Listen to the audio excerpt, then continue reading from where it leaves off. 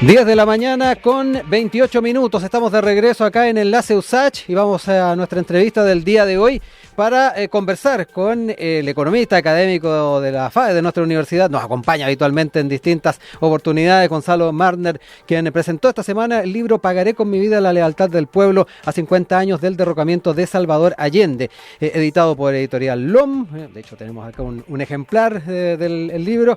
Recorre la construcción del proyecto de nacionalizaciones, socializaciones y redistribuciones económicas en democracia y de una coalición amplia para sostenerlo, así como también la magnitud y persistencia de la intervención norteamericana en su contra para impedir que llegara al gobierno y luego derrocarlo, entre otros aspectos. Tenemos al profesor Gonzalo Marner acá para que hablemos un poquito más del alcance de este libro, que se lo decía antes de ir al aire, profesor, es bastante contingente a propósito de lo que está pasando en la conmemoración de los 50 años. Bienvenido como siempre. Muchísimas gracias, Rodrigo. Normalmente ustedes me entrevistan sobre cosas muy serias, en fin, digo serias entre comillas, sí, que la inflación, que la producción, que la... Más árida, ¿no? Bueno, sí, la verdad es que la sociedad nuestra no ha resuelto hacia dónde encaminarse como sociedad. Sí. Y entonces se mantiene una polarización, porque esa es la verdad, una polarización entre dos grandes proyectos, digamos, ¿eh?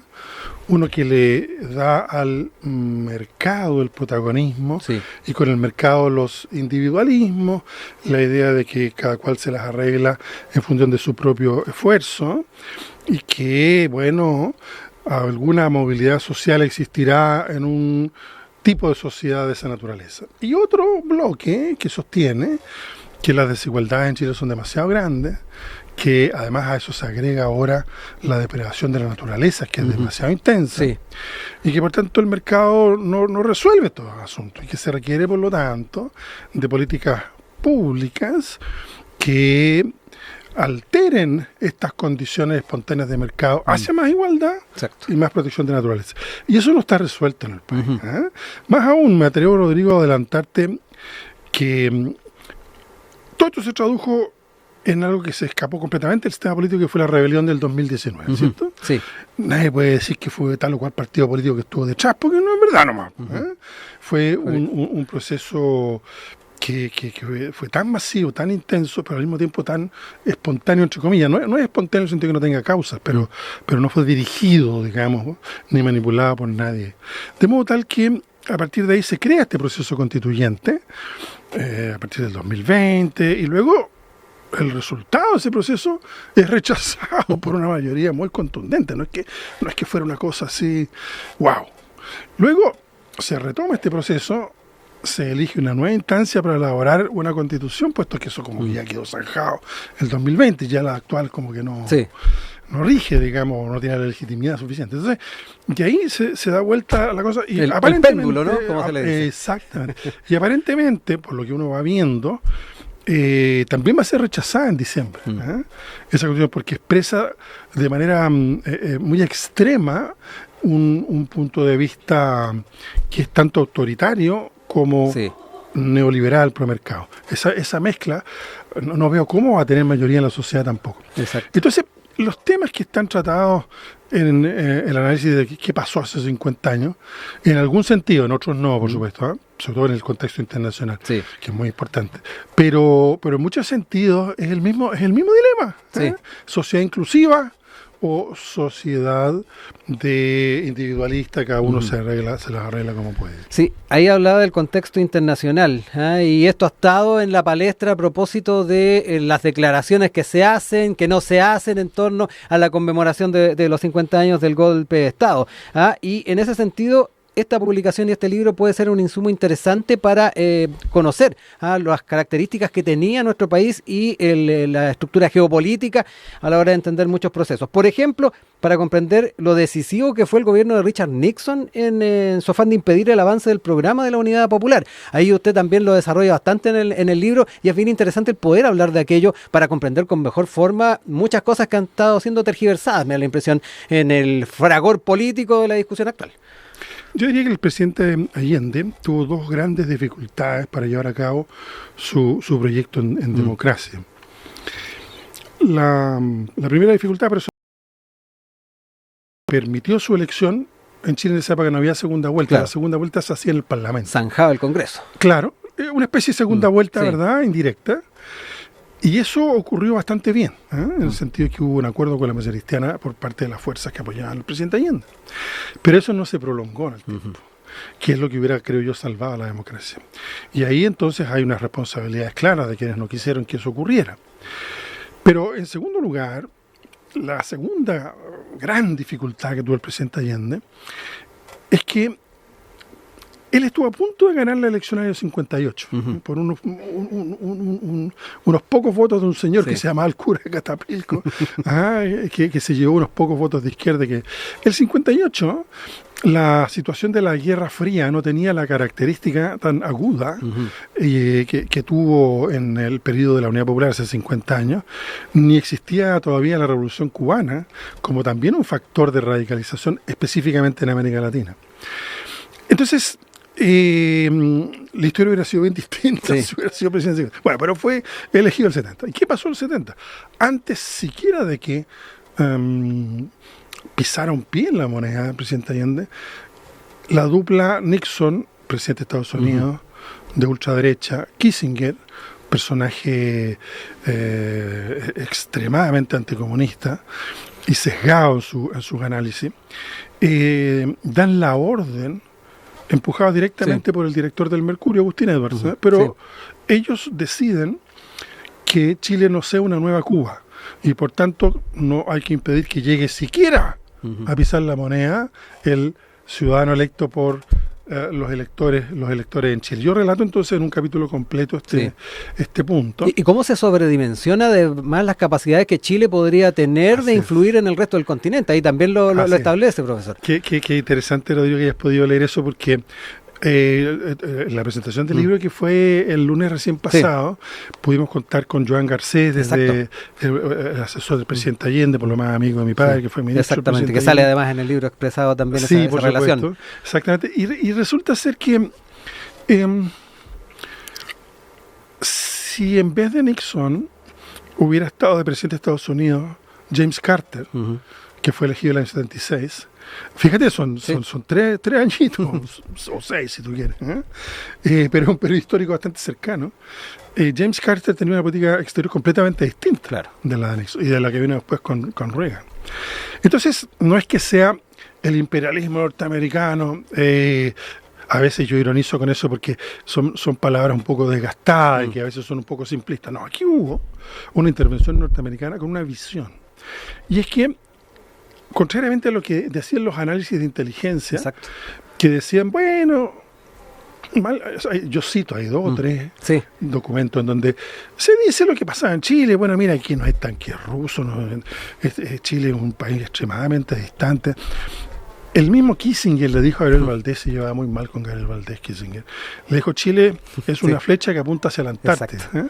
Como diciendo, oiga, usted, lo cual es cierto en mi opinión, pero súbitamente Chile se transforma en la imagen de Kissinger y en el fruto del anticomunismo de Nixon, que siempre consideró que los Kennedy deberían haber invadido no una, sino que muchas más veces Cuba y derrocado al régimen de Fidel Castro, y que por tanto él no iba a permitir que algo así pasara en América Latina. No es lo mismo 90 millas que al otro lado del mundo. Entonces, estos dos personajes construyen la idea de que lo que va a pasar en Chile va a ser muy importante. Kissinger dice que se puede alterar el equilibrio global en el mundo si este modelo funciona, es decir, una izquierda que incluye un partido comunista que en democracia realiza una cierta transformación. Y eso lo traslada a la situación de Italia y de Francia, en donde efectivamente había en ese momento partidos comunistas muy fuertes electoralmente, del orden del 30% del electorado, solamente el Partido Comunista. Entonces Kissinger dice, si esto funciona, van a llegar entonces democráticamente al gobierno en Francia y en Italia, cosa que ocurrió después, digamos, y no pasó nada. Pero si eso llega a ocurrir, entonces aquí se altera el equilibrio este-oeste y los soviéticos van a tener una ganancia estratégica en un lugar esencial que es Europa. Y por tanto hay que hacer, para ello no es solo que se derroque al presidente Allende, es que se entienda que eso no puede ocurrir, que es un fracaso, que no funciona, y eso hasta el día de hoy lo vemos en el debate, si alguno de nosotros escuchó la radio de 10 de la mañana o la tele, entonces es lo mismo. No, el gobierno europeo fue un fracaso. Se trataba sobre todo de eso, de descalificar la idea misma. Sí. No solo producir materialmente la salida, el desplazamiento, el derrocamiento del gobierno, ¿verdad? Y eso yo lo trato en un capítulo completo. Y como los norteamericanos tienen una cosa bastante curiosa, bueno, son una democracia, por tanto, ha habido desde siempre peticiones de desclasificación. Ya en el año 76 el informe Church puso los datos principales. Exacto. Entonces está documentado, no todo, porque no todo lo liberan a la opinión pública. De a poquito hemos ido conociendo las cosas. Pero fíjate que impresionante. O sea, yo recomiendo a la gente joven que puede ser un poco escéptica sobre, bueno, qué pasó exactamente. Lea los documentos norteamericanos, que están en inglés, pero hay buenas traducciones de lo principal. Exacto.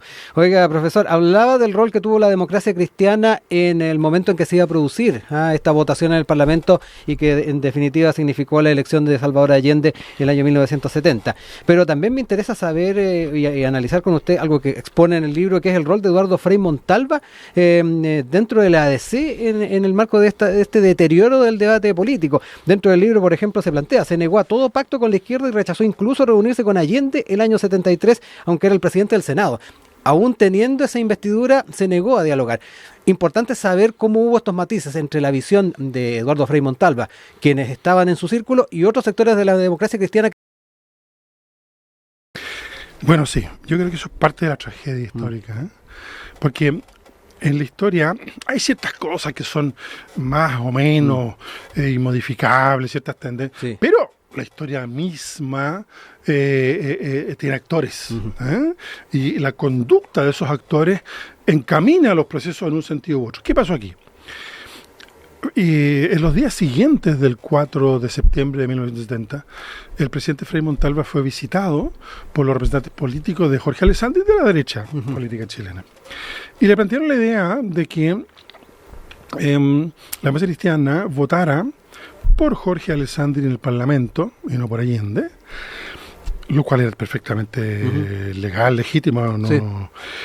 No habría extrañado. Digo porque a veces se presenta eso como una especie de maniobra oscura. No, era un ejercicio democrático, creo yo. Y que entonces inmediatamente renunciaba en ese caso electo por el Parlamento Jorge Alessandri, y se llamaba una nueva elección en la cual la derecha se comprometía, igual que en el año 64, a votar masivamente por la reelección de Eduardo Frei en el fondo. Que formalmente no era una reelección, habiendo un... Por supuesto, había un presidente entre medio que aunque durase una semana. Claro. De modo tal que... pero eso estaba en el marco de la ley, ojo. Entonces, si eso hubiera ocurrido, hubiera provocado una serie de efectos en la sociedad. Pero no podríamos decir 50 años después que allí, o 53 años después, que allí hubo una violencia, lo que sabemos de golpe, digamos. Bueno, ¿qué pasó ahí? El expresidente Frei le dijo a sus interlocutores que eso podía ser, pero con otras personas, no él. La embajada norteamericana sostiene que eso eran pretextos, ¿no? Pero él nombró a dos personas, que fueron sus dos ministros del Interior, Edmundo Pérez Ujovich y Bernardo Leighton. Entonces, el expresidente Eduardo Frei, yo no quiero que esto se entienda como animadversión con él, porque no es el caso realmente. Pero lo que ocurre es que él trabaja esa perspectiva, diciendo, no yo, pero sí Pérez Ujovich o Leighton. El Partido Democrático, encabezado por el senador por Valparaíso, por entonces Benjamín Prado, y con una directiva con gente como Renan Fuentealba, Luis Mayra, etcétera, le dicen que no, en que van a apoyar a Allende. Por la cercanía de los programas y de la dinámica social, diría yo, pero la cercanía efectiva de los programas de Tomic y Allende. Tomic era la izquierda de la ADC, Frei encabezada era la conservadora. ¿Qué ocurre ahí entonces? Una zona gris respecto a la orden de Nixon dada a la CIA para que intervenga, y entonces se produce el secuestro y asesinato del comandante en jefe del ejército. Y hay una zona gris respecto a cuál fue exactamente la conducta de unos y otros actores. Eso fracasó y eso reafirmó paradojalmente a la directiva de la democracia cristiana para, en esta segunda vuelta, apoyar al presidente Allende. Y ahí llega Allende al gobierno, primer gran fracaso. Pero luego, yo cito largamente en mi libro, un intercambio epistolar entre Frei Montalva y Bernardo Leyton de 1975. Que yo lo encuentro tremendo, y quienes no somos, yo no pertenezco a esa corriente política, y por tanto uno siempre le pueden decir, bueno, pero tú qué opinas de algo que no conoces en detalle. Bueno, yo simplemente cito la carta de Leyton, que es tremenda. No sé qué impresión para escribir este libro releí todos esos textos y quedé súper impresionado, porque Leyton le dice a Frei Montalva cosas tremendas, entre otras cosas que apoyó el golpe. Y que eso es intolerable. Le ironiza con él respecto a que tenía ganas de volver a ser presidente. Entonces, es una carta muy dura. Eso es lo que yo trato de decir ahí, porque al mismo tiempo hubo otros sectores en la masa cristiana que hasta marzo del año 73 conducían al partido. Sí. Pero ahí el sector conservador freísta retoma el control del partido.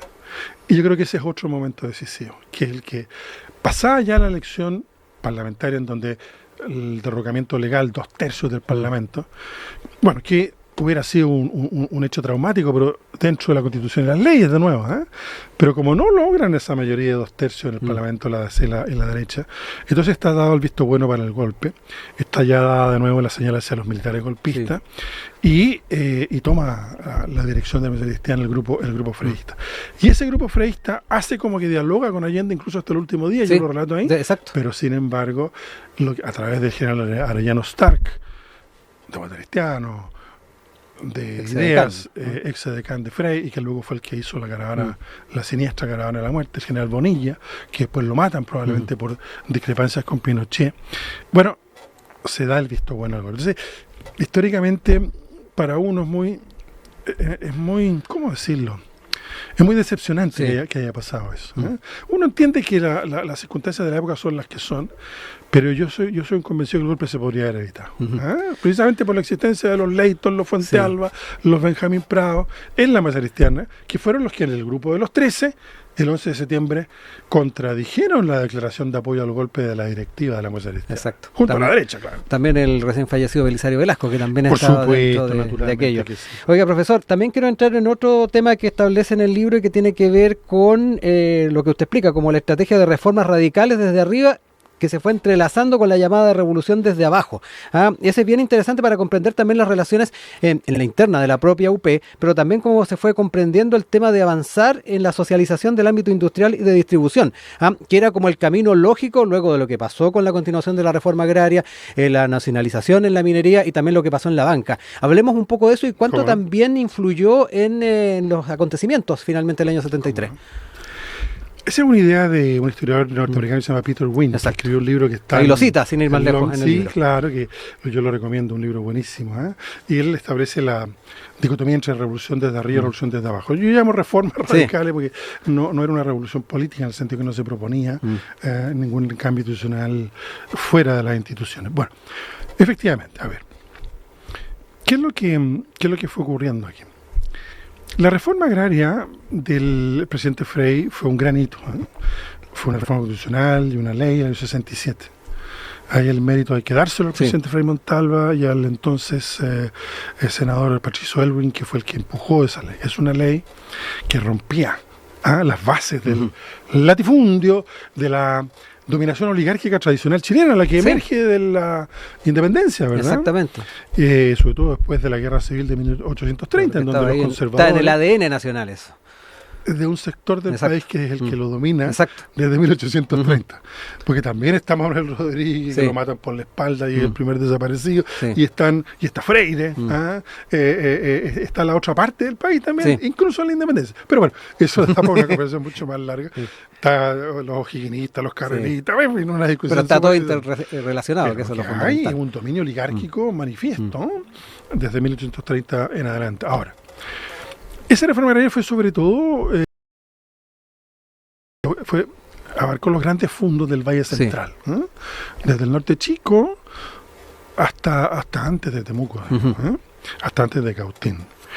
Sin embargo, ya se va generando antes del 67, y esto se acelera al 70, tomas espontáneas o apoyadas por algunos grupos radicalizados de terreno, que no necesariamente encajaban con la ley, algunos sí, otros no. Sí. Y se produce entonces, y esa es la revolución por abajo, porque se puede decir, no, que todo eso son maniobras desde Moscú. No, pues son campesinos que frente a esta realidad de cambio que están observando, deciden hacerse parte de ese proceso. Y es muy importante, a propósito de nuestra contingencia, se produce una tremenda aceleración de la reforma agraria en Cautín. ¿Por parte de qué actor social? El mundo indígena. Que en esa época es identificado más como campesino, más que indígena. Pero hay un componente indígena, y Jackson Chol, que todavía vive, a quien tuve la posibilidad de visitar hace pocos días atrás, él lo relata muy bien. Entonces es una reforma agraria del 70-73, esta revolución por abajo, que también tiene este componente de emancipación del mundo indígena. Entonces ahí no hay un tema de conducción política tampoco de nadie, porque siempre está como el mito de que alguien aprieta un botón, entonces se producen movilizaciones, se aprieta el botón, entonces se acaba la movilización. No, la sociedad es un ente vivo, que actúa por su cuenta. Es lo que yo también trato de transmitir como análisis histórico, sociológico. Y entonces, ¿qué es lo que ocurrió? Fíjate, hay una ofensiva de la derecha financiada por Estados Unidos con la complicidad de la masa cristiana para producir una insurrección civil. Y esto lleva, después de 2 años, a la paralización completa del país durante 4 semanas, en octubre del año 72. Imagínate lo que pasaría hoy día, como recalcaba el presidente del libro Jorge Arrate, imagínate lo que pasaría hoy día si de aquí en septiembre, de aquí a noviembre, todos los dueños de empresas cierran sus empresas. ¿Qué pasaría en el país? Una catástrofe. O sea, para que nos entendamos. Y esto no cayó del cielo. Esto fue financiado, porque esto necesita muchos recursos. Y esto se complementó con un paro de camioneros. Se habla más del paro de camioneros que de la paralización general de la actividad. Es lo que se llama un paro patronal, un lockout, en el lenguaje de las relaciones del trabajo. 4 semanas de parálisis. Y ahí se produce lo que ya se había venido produciendo también, que es la toma de fábricas por sus trabajadores. Exacto. Había una legalidad vigente de los años 30, consistente en decretos de continuidad de abastecimiento. Entonces el gobierno estaba en condiciones de decir, usted cerró esta fábrica, yo la reabro. Y era una facultad legal, que por lo menos muchos gobiernos en el mundo tienen, asegurar la continuidad del abastecimiento, especialmente en los momentos de economía de guerra. Y eso es lo que hace el gobierno de la Unión Popular, pero eso lleva a una expansión no programada de la, del control gubernamental de lo que llegaron a ser unas 500 empresas. Esas 500 empresas tenían planillas de sueldo que siguieron siendo pagadas, y al mismo tiempo con aumentos salariales muy importantes que ya se habían venido produciendo desde el año 71. Y eso genera un desequilibrio muy grande. Aparte de los disturbios productivos, genera una situación de escasez, porque la gente tenía más recursos en el bolsillo, y entonces no es que hubiera menos disponibilidad de recursos, había más plata para adquirirlo. Y eso crea una inflación muy grande, que es la que termina desgastando al gobierno socialmente. Y que, aunque tiene un 43% de apoyo en marzo del 73, efectivamente hay un apoyo civil importante al golpe. Profesor, nos queda muy poquito tiempo y quiero... Perdona, yo me apasiono con el tema. No, está bien, es que además tendríamos mucho para hablar, o sea, yo me centraba en algunos elementos, pero... A propósito de que hablaba al principio, de estos objetivos, de estos desafíos para el Chile del siglo XXI y particularmente para los proyectos de izquierda, ahí usted establece la posibilidad de desarrollar una triada: democracia paritaria, Estado social, producción con trabajo decente, igualdad de género y ambientalmente responsable. Un desafío grande tomando en cuenta las características de nuestra sociedad. Hablábamos de este péndulo. Por un lado vemos una sociedad chilena que un día está indignada, pero después se mantiene un poco reticente a dar pasos gigantes en lo que es efectivamente estos temas de equidad que se arrastran de hace bastante tiempo. Entremos en ese tema brevemente porque nos queda poquito tiempo. Por supuesto. A ver, es cosa de ver lo que está pasando en el Consejo Constitucional. Es un consejo dominado por el Partido Republicano, por la extrema derecha, y que tiene una amplia mayoría con el resto de la derecha. ¿Qué es lo que observamos ahí como contraste con esta otra visión? Bueno, autorizar la privatización de los recursos naturales, permitir la concesión de los hidrocarburos y del litio, otorgarle naturaleza de propiedad privada a una concesión, eso es una aberración jurídica. Sí. Entonces aquí lo que tenemos son intereses de clase. Los propietarios quieren mantener la propiedad de lo que ya tienen y avanzar mucho más sobre el patrimonio común, incluyendo las playas, los bordes de los lagos, etcétera, etcétera. Entonces, hay quienes dicen, no, pero ¿cómo vamos a ir a una economía en la cual el Estado intervenga más, en donde los impuestos sean más importantes, en donde la salud y la educación tengan un eje en entidades estatales? Pucha, eso me complica porque puede... ¿Y esto otro no complica? Esa es la pregunta. Entonces lo que tenemos en Chile es, a los chilenos tenemos una cuestión cultural. No nos gusta mucho pronunciarnos sobre las cosas. Bueno, llegamos a tener un 55% de abstención en Chile. ¿Sí? Una parte muy pequeñita, creo yo, tenía una motivación ideológica de rechazo al sistema. Sí. También. Pero la mayoría, en el fondo, mire, yo no me meto en política, pero resulta que hay que optar. Hay que optar por el tipo de sociedad que se en materia de los salarios que se recibe, la educación que se le puede o no dar a los hijos, el sistema de salud que puede o no atender nuestras enfermedades, las pensiones que pueden o no recibir nuestras personas de más edad. Eso es lo que hay que decir. Y bueno, yo creo que va a ser rechazada esta propuesta muy extrema, neoliberal, autoritaria, que va a salir que va más allá que Pinochet, incluso, que más que la dictadura. Es que eso lo impresiona. ¿Se entiende? ¿No? En todos los ámbitos, una cosa inaceptable. No veo cómo la mitad más uno del país va a apoyar una cosa así, nunca lo ha hecho. Entonces yo veo que eso se va a rechazar. Y vamos a quedar, entre comillas, en tabla. Yo no soy muy aficionado al ajedrez, pero algo sé que existen las tablas. Y ahí va a tener que el país volver, yo creo, ojalá no a la polarización ni al tipo de rebelión social del 2019, pero sí va a tener que volver la sociedad nuestra a sentarse y decir, ya, ¿qué hacemos? ¿Busquemos unos comunes denominadores o no? Yo creo que eso es lo que va a haber que buscar, y eso va a ser materia de un esfuerzo político y de una dirigencia política que esperemos esté a la altura. Así veo yo las cosas en este momento. Profesor Marner, no me queda más que agradecerle. Le decía, podemos estar conversando mucho más porque hay muchos elementos en el libro, pero fue bien interesante el poder tocar cada uno de estos temas que son muy contingentes. Además, que esté muy bien. Gracias por haber venido. Al contrario, gracias a ti, Rodrigo. Y nosotros empezamos